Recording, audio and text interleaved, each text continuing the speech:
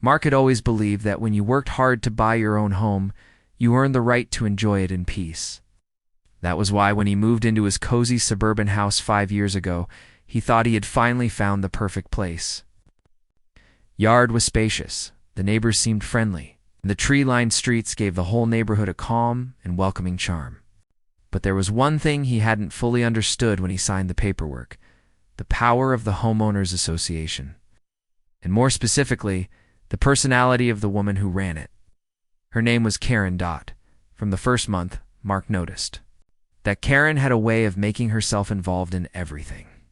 She was the kind of person who walked around the neighborhood with a clipboard, pretending to inspect houses for the sake of the HOA standards. She would stop people in the street to tell them their trash cans were too visible, or their grass was slightly overgrown, or the shade of their front door paint wasn't harmonious with the rest of the houses. At first, Mark tried to be polite. He would smile, nod, and assure her he would take care of whatever issues she pointed out. But deep down, he didn't like the way she acted, as if she owned the entire neighborhood. It wasn't that Mark was against rules. He liked living in a nice-looking community. But Karen didn't just enforce the rules, she invented them. More than once, she left notes on his door about things that weren't even in the official HOA guidelines. Once, she told him his wind chimes were too loud and might disturb people, even though no one had complained. Another time, she left a warning about the color of his garden furniture cushions, claiming they were too bright. Mark started realizing that Karen's idea of running the HOA wasn't about fairness, it was about control. On a quiet Wednesday morning in late spring, Mark was in his kitchen making coffee. When he heard unusual sounds outside, hammering voices and the clatter of metal poles, he frowned and stepped to the window. His backyard, which he had mowed just 2 days earlier, was now busy with a group of workers he had never seen before. They were unloading large bundles from a truck parked just down the street.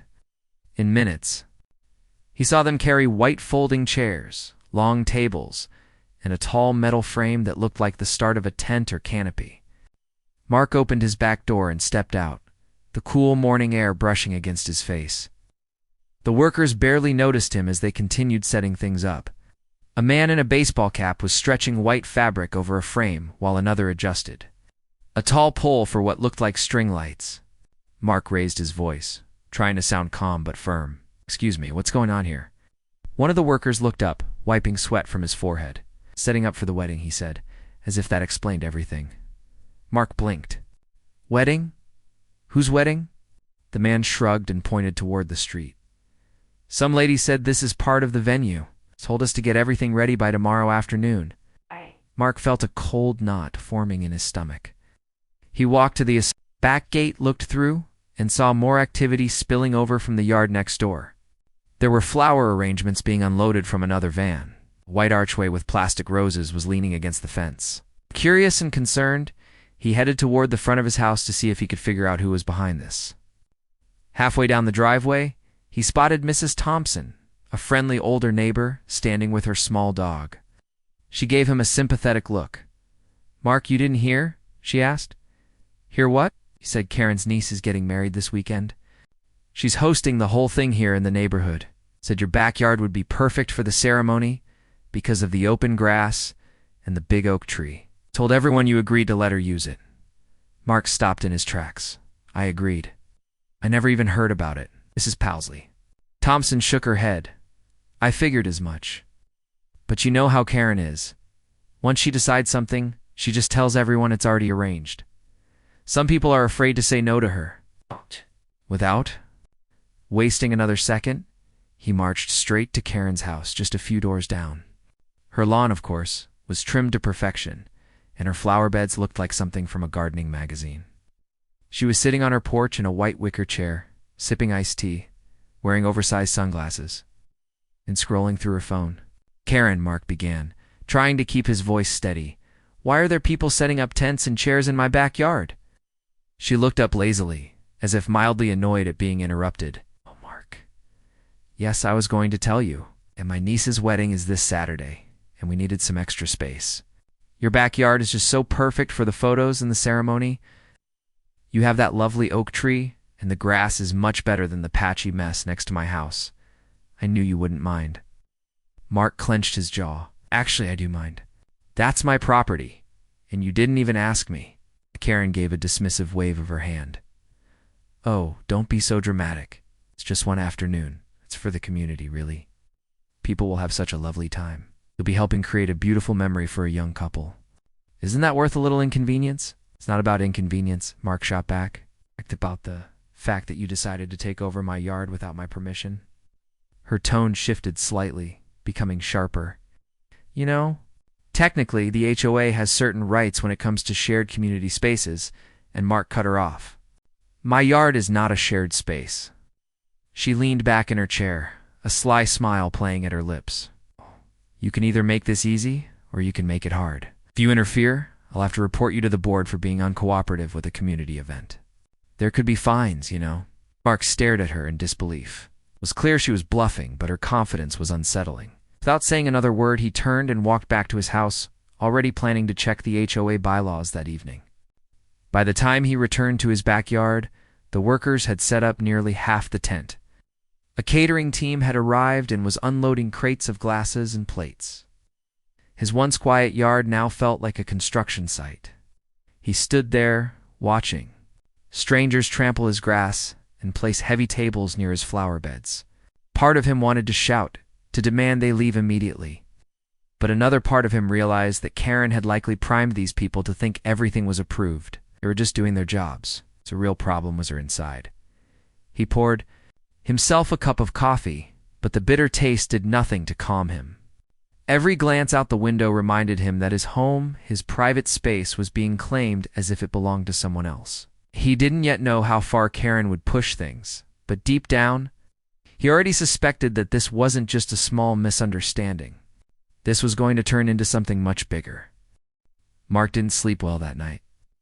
Every time he closed his eyes, he imagined more chairs, more decorations, and more strangers walking through his backyard, as if it belonged to them. He woke up earlier than usual, made himself a cup of coffee, and sat by the kitchen window, staring at the growing chaos outside. The workers were already back, hammering, dragging things, and stomping on his grass without the slightest hesitation. He felt a mix of anger and disbelief. By mid-morning, Mark decided he couldn't just stand there watching. He walked outside and approached the nearest worker, a young guy in a gray t-shirt who was adjusting one of the canopy poles. Hey, listen, Mark said. I need you to stop setting this up. This is my property, and I didn't give anyone permission to use it. The young man looked confused and glanced toward the street. You're Mark, right? The owner? Yes. Mark replied firmly. The man scratched the back of his neck. Well, Karen told us you already agreed. She said you were totally fine with it and that she was just handling the details for you. Mark exhaled sharply. I never said that. She didn't even ask me. She's lying. The worker seemed uncomfortable. I just work for the rental company. I can't decide whether to stop or not. You'll have to talk to Karen. Mark realized he wasn't going to get anywhere with the crew. They were being paid to set things up, and their instructions came from Karen, but the fact that she had told them he'd approved it made his blood boil. This wasn't just arrogance anymore. This was deliberate manipulation. He decided to confront her again, but this time he wasn't going to walk over politely like before. He marched straight to her porch and didn't bother with small talk. Karen, I just told your workers to stop because you never got my permission. You told them I said it was okay. Why did you lie? Karen put down her drink and gave him that same smug look. Mark, you're making this so much more complicated than it needs to be. Everyone is excited about the wedding. My niece is thrilled about having the ceremony under your oak tree. Why are you trying to ruin a happy occasion? Mark crossed his arms. This isn't about ruining anything. It's about my property. You're trespassing, and you're making decisions about my yard as if I'm not even here. Her expression hardened. You really should learn how to be a team player. Mark, this neighborhood thrives because of cooperation. If you start making trouble, it reflects badly on you. You can bring this up with the HOA board. Mark's voice rose. Go ahead. Show me where it says in the bylaws that you can take someone's yard for your own event without asking them. It was when Karen leaned forward, lowering her voice like she was delivering a serious warning. You might want to check the section on community benefit and shared event spaces. There's room for interpretation. If you keep interfering, I'll fine you for obstructing an HOA-approved gathering. And believe me, those fines can add up. Quickly, Mark stared at her, stunned at how easily she twisted words. You know, there's nothing in the bylaws that supports this, he said. She just smiled. Interpretation, Mark. It's all about interpretation. Now, if you'll excuse me, I have a wedding to plan. He walked away before he said something. He might regret, but the more he thought about it, the more he realized Karen was bluffing. He went straight home, opened his laptop, and pulled up the HOA's rules and bylaws. For over an hour, he read through every single line. As he suspected, there was nothing, not even the smallest clause, that gave the HOA the right to use someone's private property for an event without permission. Shared spaces meant parks, community gardens, or the pool area, not someone's backyard. But Karen's confidence worried him. She spoke with such certainty that other people might believe her. And if the board was made up of her friends, they might side with her anyway. Mark knew he had to be smart about his next move. Around noon, he decided to try again to talk to the workers. He explained the situation to a different guy from the crew, an older man with a weathered face. I'm sorry you're stuck in the middle of this, Mark said, but I can't let you keep setting this up on my property. I never agreed to it. The older man sighed. I get it, but this is above my pay grade. The order came from the client, Karen. If you have a problem, you'll have to take it up with her or the company owner. But between you and me, if you want us gone, you should probably get some kind of legal order. Otherwise, she's the one paying us, and we're going to follow her instructions. Mark thanked him and went back inside, feeling frustrated but not defeated. He considered calling the police to report trespassing, but he also knew that would cause an ugly scene in front of the whole neighborhood. Still, the thought was tempting. Later that afternoon, as the sun dipped lower, Mark noticed more deliveries arriving. A florist van pulled up and unloaded boxes of flowers, placing them right in the middle of his lawn. A catering truck followed, dropping off stacks of metal trays and coolers. His yard no longer looked like his own. It looked like the backstage area of a large party. That was when Mark decided to try a different approach.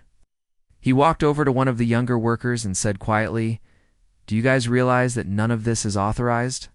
This whole setup might have to be torn down if the owner, me, says no." The worker hesitated. "We've already done half the job. If we stop now, we still get paid." Mark nodded slowly, realizing that these guys didn't care who was. Right, they just cared about finishing the job and getting their paycheck, which meant the only person he needed to focus on was Karen. That evening, Mark sat on his porch, watching the last rays of sunlight fall on the chaos in his yard. A few neighbors walked by, glancing awkwardly between him and the setup, as if they weren't sure whether to say anything. Finally, Mr. Bennett from across the street stopped and spoke. "Mark, I heard Karen's throwing her niece's wedding in your yard. That's generous of you." Mark shook his head. "Not generous. I never agreed. She just decided for me." Mr. Bennett's eyebrows shot up. "Seriously? That's not right." "It's not just not right," Mark said. "It's trespassing, but she's acting like she's untouchable." Mr. Bennett frowned. "Karen's been pushing people around for years. Most folks just let her do what she wants because they don't want trouble. But maybe you should stand your ground." Mark looked back at his yard, lit by the string lights the workers had put up earlier. He could already hear in his mind the music, the chatter, the noise of dozens of strangers walking through his property on the wedding day. He thought about the trampled grass, the possible damage, the mess afterward, and how Karen would probably expect him to clean it up. That night, lying in bed, Mark decided he wasn't going to be one of the people who just let her get away with it. But if he wanted to stop her, he would need a plan, something that would make it clear, without any doubt, that she couldn't just take over his yard. He didn't know yet what that plan would be, but the seed of the idea had already started growing. And the more Karen pushed, the stronger his resolve would become. The next morning, Mark woke up to the sound of loud voices and the clanging of metal poles again. He didn't even need to look outside to know what was happening. The workers were back, and this time they were moving even faster. It was as if they were in a race to finish before he could stop them. He could hear the scrape of tables being dragged across his lawn, the thud of heavy boxers being set down, and the hum of an electric drill as someone tightened bolts on the large canopy. Mark walked to the window and stared out. His backyard no longer looked like the place where he used to sit on weekends, drink coffee, and enjoy the morning air. Now it looked like a miniature event venue. The tent was almost complete, with white fabric stretched neatly across the metal frame. Dozens of chairs had been arranged in perfect rows, all facing the big oak tree at the far end of the yard. Someone had even placed a small wooden platform under the tree, probably for the bride and groom to stand on. He stepped outside, feeling the morning air hit his face. The grass under his feet had already been flattened and dirtied by the constant foot traffic. His flower beds, which he had spent months taking care of, had been trampled by people carrying equipment. The more he looked at it, the more he realized this wasn't just a temporary inconvenience. It was damage that would take weeks, maybe months, to fix. Karen, of course, was in her element. She stood near the gate with a clipboard in her hands, giving instructions to the crew like she was directing a movie. Ow. Every so often, she would point to something and nod approvingly, as if she had personally designed the layout of his yard. Mark approached her, keeping his voice even but firm. "Karen, I told you this wasn't happening. This is my property. You're causing damage." She didn't even look at him at first. "Mark, please, not now. We're in the middle of setting up, and I really don't have time for this conversation again. You should have made time before you decided to turn my backyard into your personal wedding hall," he replied. Karen finally turned to face him, her smile tight and condescending. "You're being unreasonable. It's one afternoon. We'll survive. Besides, I've already invited the entire neighborhood. If you try to stop this now, you'll make yourself look like the bad guy." Mark's patience was wearing thin. "You think I care about looking like the bad guy? You're trespassing. You've lied to people and told them I agreed to this. I didn't. You're going to clean this up and get everyone off my property." Karen's smile vanished. Her tone became sharper. "Mark, I've told you before you're being selfish. This is for my niece's special day. You wouldn't want to be the reason her wedding is ruined, would you?" Mark stared at her for a moment, and in that silence, he realized something important. She wasn't going to stop. No amount of reasoning, no threats, no appeals to fairness were going to make her give up. She had decided this was happening, and in her mind, his opinion didn't matter at all. That was the moment when Mark's frustration began to turn into something else: determination. If Karen wanted to use his yard so badly, maybe she would get exactly what she asked for. It's just not in the way she expected. He spent most of that day watching the setup continue, quietly studying everything the workers did. He noted where the chairs were placed, how the decorations were arranged, and where the catering tables were set up. He saw that they had placed delicate white tablecloths on the tables and had hung crystal-like decorations from the tent poles. The grass was already worn in some spots. He could see muddy patches forming near the catering area. Throughout the day, Mark kept his thoughts to himself. Outwardly, he seemed calmer, almost resigned. Inwardly, though, he was calculating. If Karen thought she could control the situation, she was in for a surprise. By evening, the yard was fully transformed. A string of fairy lights ran from the tent to the oak tree. The chairs had white satin ribbons tied to them. The wooden platform under the oak tree was decorated with flowers and a lace canopy. Even the fence had been draped with fabric to create a romantic backdrop. Mark could almost laugh at the absurdity of it all. His private backyard had been turned into a wedding magazine. Photos spread without his consent. He knew Karen would be back the next day for final preparations.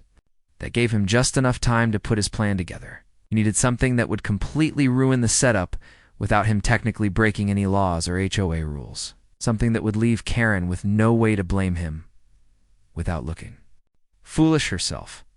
That night, he walked around the yard after everyone had gone. The moonlight illuminated the scene, and he could smell the faint scent of flowers mixed with the earthy smell of freshly trampled grass. He ran his hand over the back of one of the chairs, then looked up at the oak tree. That's when the idea clicked in his mind: the irrigation system. He had installed it himself. Years ago, a network of sprinklers connected to a water tank at the side of the house. The tank could hold a large amount of water, and he often used it during the summer to keep the lawn green. But the water in the tank wasn't always fresh. Sometimes when he cleaned out his rain barrels, he would dump the leftover water into the tank. That water, mixed with bits of compost and decaying leaves, could smell terrible if it sat for a while. And as it happened, the tank was currently full of exactly that kind of foul-smelling water. Mark walked over to the tank and lifted the lid. The smell hit him immediately, a heavy, earthy odor mixed with the faint stink of rotting organic matter. He smiled to himself. If he ran the sprinklers long enough, that smell would soak into the ground, into the fabric of the chairs, into the tablecloths, into everything. The best part was, he could claim he was simply watering his lawn. HOA rules actually encouraged regular lawn watering to maintain the neighborhood's appearance. For the rest of the evening, Mark gathered everything he needed to make his plan work. He checked the sprinkler heads to make sure they were positioned in a way that would hit as much of the setup as possible. He adjusted the timer on the system so it would run early in the morning, right before the wedding crew came back for final touches. He even tested one of the sprinklers to make sure the pressure was strong enough to spray far and wide as he stood there. Listening to the hiss of water and smelling the pungent odor drifting through the air, he felt a sense of satisfaction he hadn't felt in days. This wasn't just about revenge. It was about sending a message. Karen had treated his property like it was hers, and now she would have to deal with the consequences. Before going to bed, Mark took one last look at the yard from his bedroom window. In the darkness, the decorations looked almost magical. He knew they wouldn't look that way for long. By this time tomorrow, the picture-perfect wedding setup would be nothing more than a soggy, stinking mess. Mark woke up earlier than usual before the sun had fully risen. The air outside was still cool, and the streets were silent except for the occasional sound of a bird calling in the distance. Got out of bed quietly, made himself a quick cup of coffee, and stood at the kitchen window, staring at his backyard in the dim light.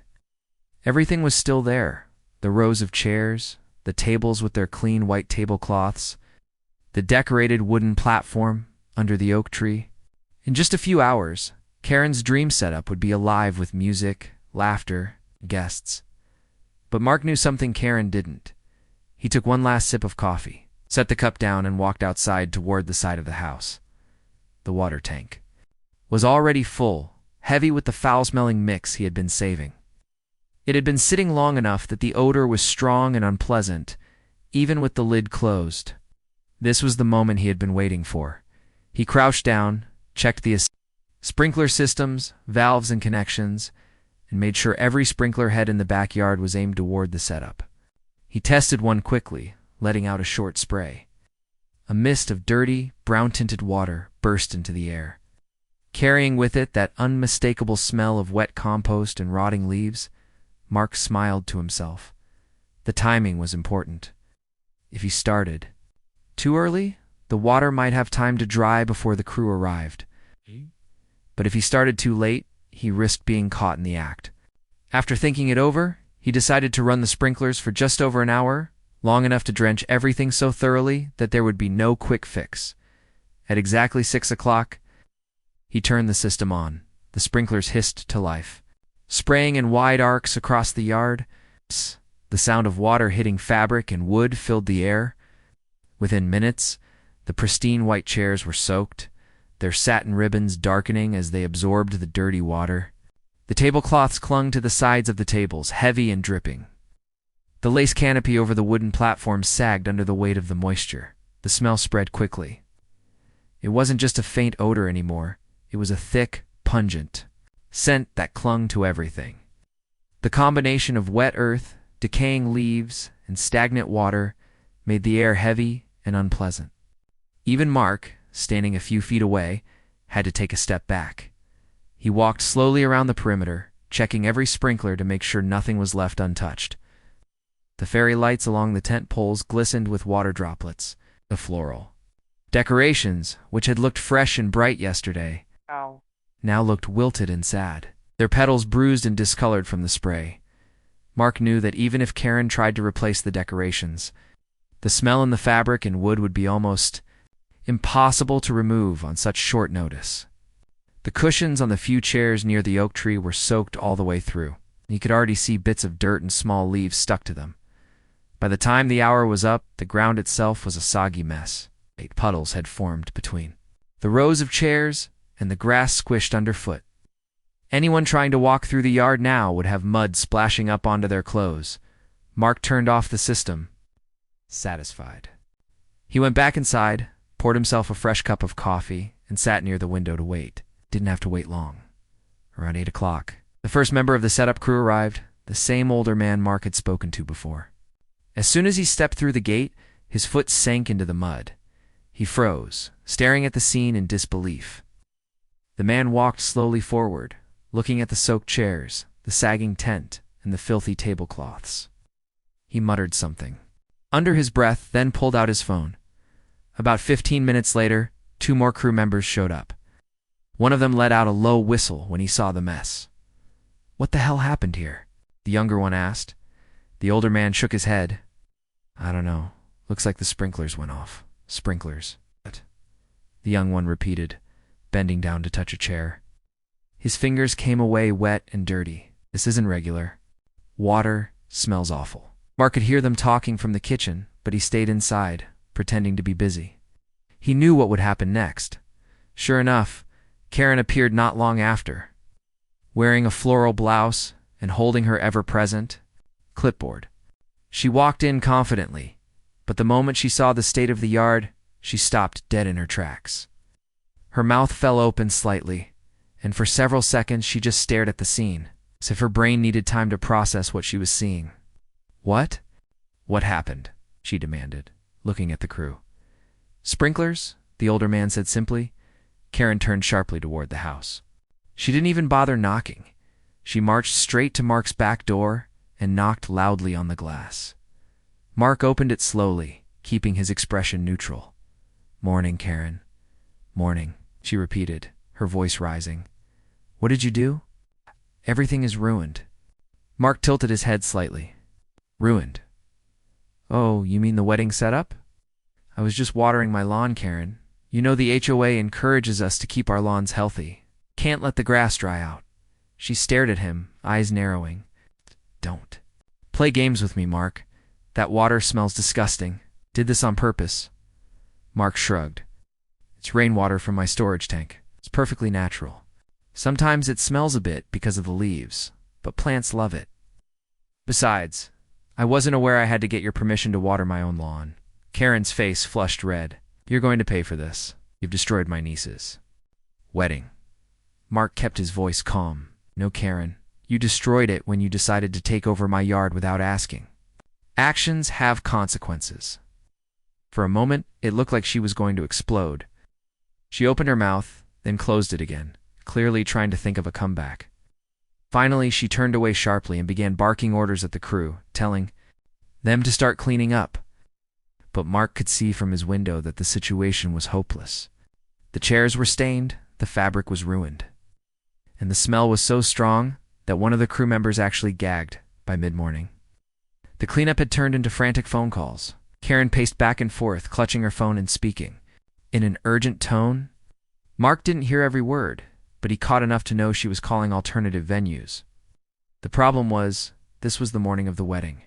Most places were booked, and the few that were available would cost a fortune. Around noon, he saw a few family members of the bride arrive. They looked confused and worried as they took in the state of the yard. Karen met them at the gate, gesturing wildly toward the mess and pointing at Mark's house more than once. He could guess what she was saying, but it didn't matter. Anyone with eyes could see that the wedding couldn't possibly happen here now. Eventually, after more calls and arguments, the group left in a rush. The trucks came back, loading up the ruined furniture and decorations. The crew avoided making eye contact with Mark as they worked.